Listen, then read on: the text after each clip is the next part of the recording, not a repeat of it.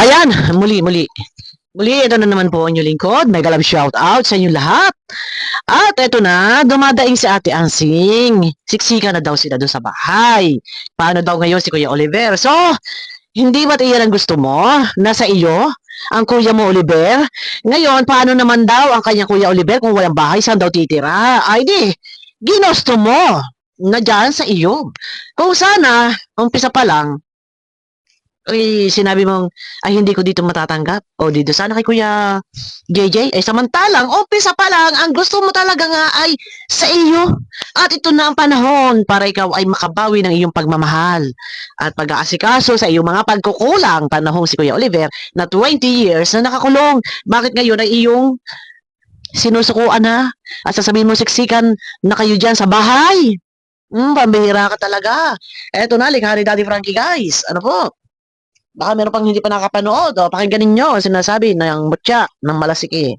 Okay?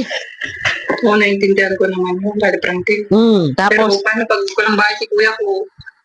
Saan siya titira? Eh, hirap na kami sa bahay. Siksikan kami sa isang kwarto. paktay tayo. Eh, hirap na hirap daw. Siksikan daw sila sa isang kwarto. Saan daw titira si kuya niya Oliver? Hindi ba't? Yung kwartong tinitirhan ni Oliver dyan sa may kusina. Ha? Noon pa, ay hindi nyo naman yan tinutulugan. At katunayan yung mga anak mo, kaliliitan nyo pa, kaliliitan pa ng mga anak mo, eh di ba yan ay natutulog sa tabi ninyo? Natural. Ano ba ito? Bakit maganito na naman, guys? Umaangal na, siksikan na daw sila sa kwarto. O, di ba? O, ayaw na niya. Ang katunayan, kaya mo lang naman talaga, kinupkop, o gusto mo dyan si Oliver, dahil alam mo, na si Oliver ay may pera. Hindi yun talagang totoo. Kasi kung wala kang magaganansya, wala kang mapapala kay Oliver, hindi para ikaw magpresenta. Dahil nung nga 20 years, wala kang pakialam. Diba? Tapos ngayon, aangal ka na, nasiksika na daw po sa kwarto nila. Oh, parang gusto na niyang isuka, ayawan, paalisin si Oliver. Paano na, ay, Diyos ko. Oh. Kaya na ituloy mo na, Daddy Frankie, yung bahay niya. Pakiusap lang. Sige na, ituloy mo na Daddy Frankie ang bahay niya, pakiusap ko. Huwag mo nang kulitin, makulit ka eh, pauli-uli ka na eh. Ah, bibigyan mo na naman ng sakit ng ulo sa Daddy Frankie. Sasabihin mo pa ngayon, paano yan Daddy Frankie? Sa titira ang bahay ko, ang kapatid ko, Kuya ko Oliver, kung walang bahay, siksikan na kami sa kwarto ng mga anak daw niya. Eh, ito na naman tayo. Ah? Para makalipat na siya doon. Di ba? Para makalipat na daw siya doon. So, ibig sabihin, talagang gustong-gusto mo na makalipat na si Kuya Oliver, makaalis na dyan sa bahay mo. Ay, ano ba naman yung, talagang, ayaw mo ba talaga dyan, siksikan? Ano ba talaga para makalipat? So, sa madaling salita, ang problema mo, ay ayaw mo na si Oliver ay nandyan sa iyo. Kaya ngayon, nagmamarahipit ka, kinukulit mo si Daddy Frankie para makalipat na si Kuya Oliver. Oo. Maigi pa nga, Daddy Frankie, wag mo na munang ipagawa. Ayaan mo, ginusto niya yan eh. Nandiyan sa kanya eh. O, di ba? Noon pa naman talaga, gusto mo yung nasa tabi mo. Alam mo, sa totoo lang, ang pakay talaga ni Ansing dito. Bahay yan si Oliver, sa tabi niya. Ano? Ang gusto nga niya ay yung likod bahay eh. Bubutasin at yun ang gagawain eh. O, di ba? Yun ang gustong-gusto niya.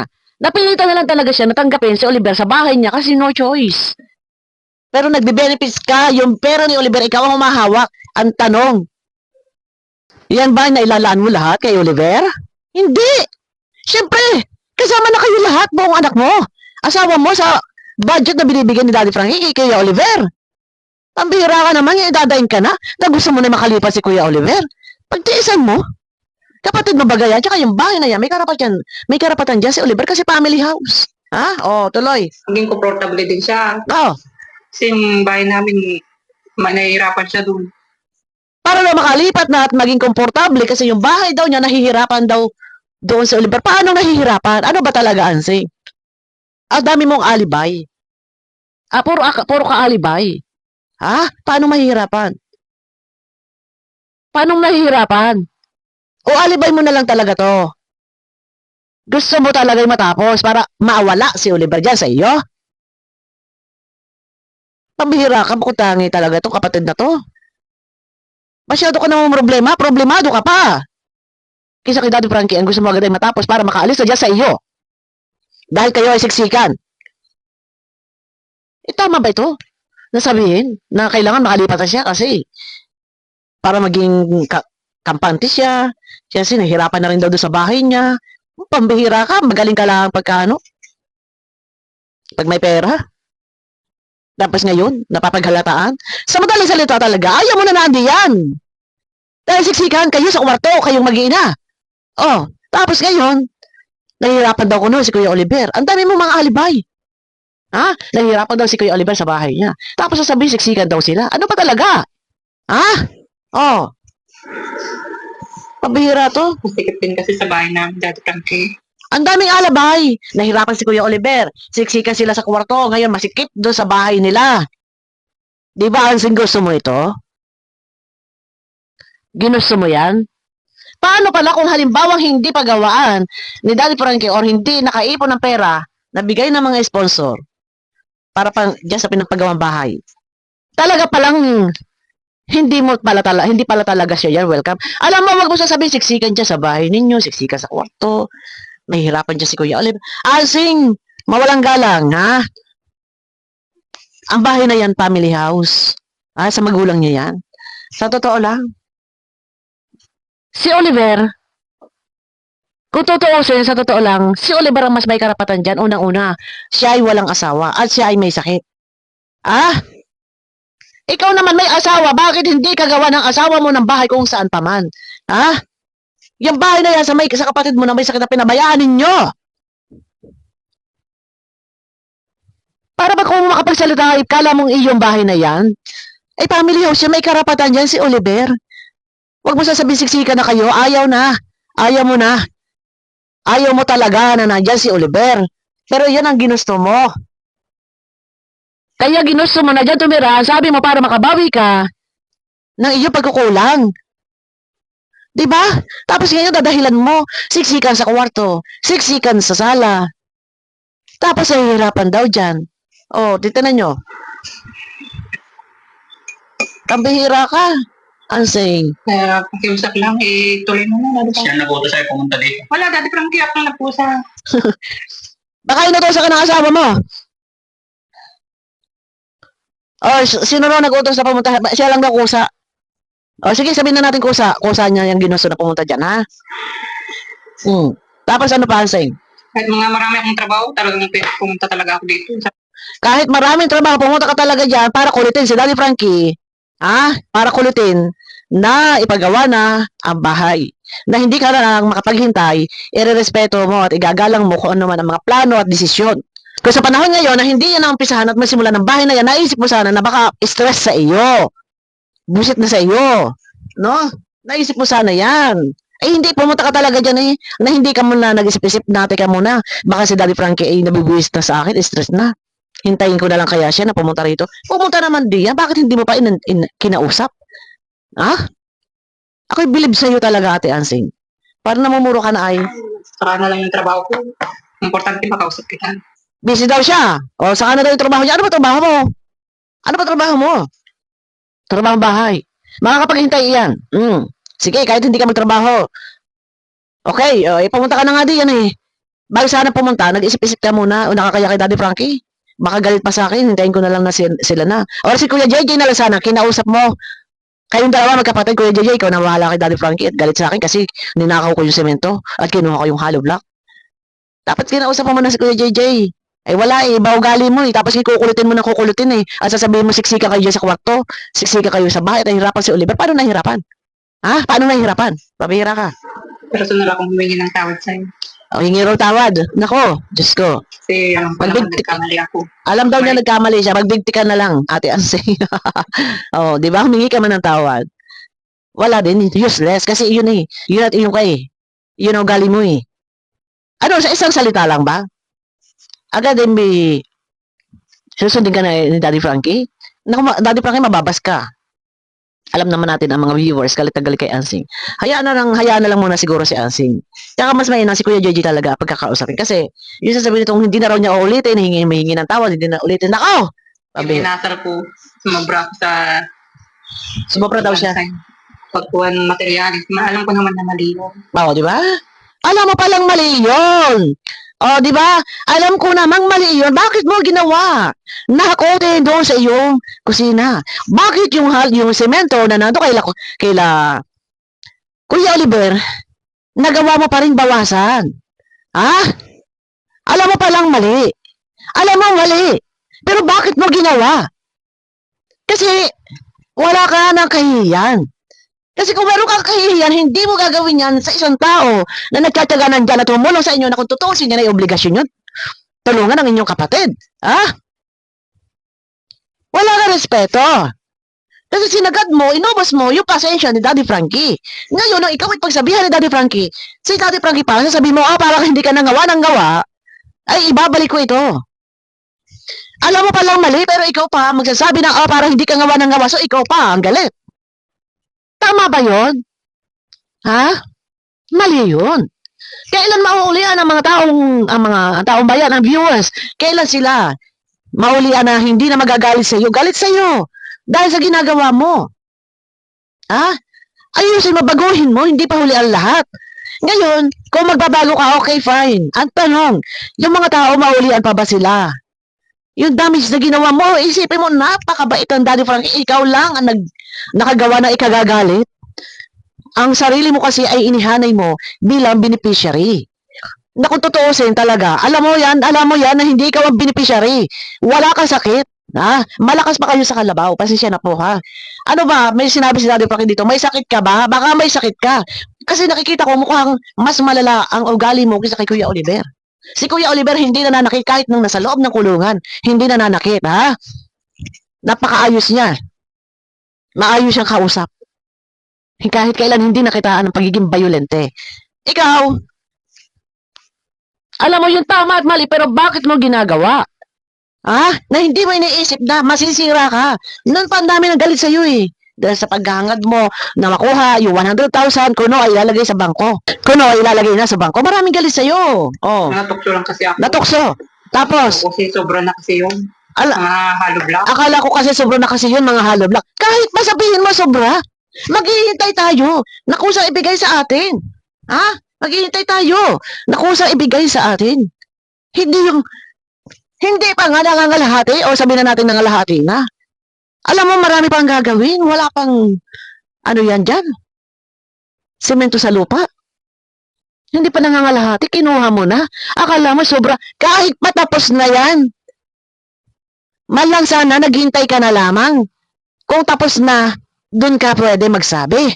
Kasalo ko yung ginagawa yung bahay, ang pampahira. Kasalo ko yan guys, ginagawa yung bahay. Marapat bakunin mo yung materialis at itago mo. Isang uri na pagnanakaw yung ginawa mo.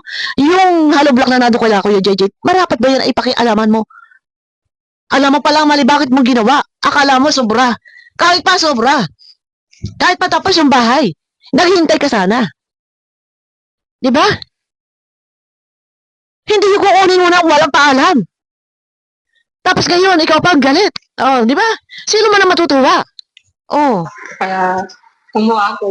Ay, Frankie. Ayaw kasi. Kasi naman lahat yun, kinuha ko doon. May dati nang binili ako doon. Hindi raw lahat yun, kinuha niya. May dati raw siyang binili. Bakit hindi mo yan sinabi nun pa? Ha? Nako, ang sinagkabuhi-buhin na ang mga kwento. Ha? Dahil nagkwento ka doon sa taga-school na sinasabi mo ang hollow block ay binili mo. Pero gano'n pa man, meron ka man binili, pero may hollow block ka pa rin na kinuha. May semento ka pa rin na kinuha. Hindi pinag-uusapan dito kung ikaw ay may binili na hollow block. Walang pakialam. Wala kami pakialam doon. Ang pinag-uusapan dito, bakit mo kinuha ang materyales na hindi pa tapos ang bahay, kasagsagan pang ginagawa ang bahay. Iyan ang pinag-uusapan. Kahit may binili ka pa dyan na hollow block at nahalo doon, wala kami pakialam dyan. Kumuha ka pa rin ng hollow block. Kumuha ka pa rin ng semento. Yun ang mali. Ha? Oh. Hindi naman lahat yung kinuha ko doon sa mga sobra. May binili akong konti. Kahit na may binili ka, wala kaming pakialam doon. Kumuha ka pa rin. At ninakaw mo pa rin yung semento. Ha? Ah, Kasi nga papagawa ko sa amin yung kusina ko. ay ambot sa iyo. Papataas ko kasi masyadong mababa. Puro ka kwento dyan, hindi ka nahihiya yan. Ano, si Daddy Frankie nakatingin na lang sa iyo. Pag nakikinggan ng mga, ano mo, batingaw-ngaw mo. Sasabihin mo pang, may binili rin naman daw siya doon sa simento na yon. Kahit pa! Ang pinag-uusapan dito, kumuha ka pa rin. At tinakaw mo yung semento na naado sa bahay ni Kuya JJ. Tama ba yan? Mali-mali eh. Tapos yung tumutulog pa. Kaya kumuha ko ng ilang pirasong mga hollow block doon. Hindi tinanggi. Kumuha ng ilang pirasong hollow block. 300 na hollow block. 300. Huwag mo sasabihin ilang piraso lang. Kasi sabi-sabi, si Forman na nagsabi, 300. Ang bihira ka. Diba? Hindi ko naman iniisip na gano'n yung mangyayari. Anong hindi mo iniisip na alin? Anong hindi niya iniisip na gano'n ang mangyayari? Ang ano? Ang alin? Na gano'n ang mangyayari? Na magagalit si Daddy Frankie? Alin, ha? Magagalit ka. Hindi raw niya iniisip na gano'n na magagalit ka. Ansing. So, kaya mo kinuha, asa ka na si Daddy Frankie ay hindi marunong magalit. Asa ka na si Daddy Frankie ay hindi magsasalita sa iyo. Paano ngayon yan nagalit si Daddy Frankie? Paano kung isang halimbawa pabayaan ni Daddy Frankie, iwanan na si Oliver at ikaw na ang bahala? Kaya niya pala kinuha dahil hindi niya alam na gano'n ang mangyayari na magagalit si Daddy Frankie. Sige pa, sagarin mo yung galit niya. Ipagpapatuloy natin ito guys. Ano po? Sagarin mo yung galit niya. Paano kung isang halimbawang iwanan na si Oliver? Abangan ninyo yung check-up ni Oliver. Na-check up na yata itong huli. Isang halimbawa, iwanan si Oliver at ikaw na ang bahala. Kaya mo ba punan yung ginagawa ni Daddy Frankie para sa iyong kapatid? Hindi. Kikilos ka lang kapag may ganon, may pera. Katunayan. Magbago ka. Hindi pa huli ang lahat. Yun nga lang. Magbago ka man, ang mga tao mauulian ba? Kaya pala kinuha, hindi niya sukad akalain na magagalit si Daddy Frankie.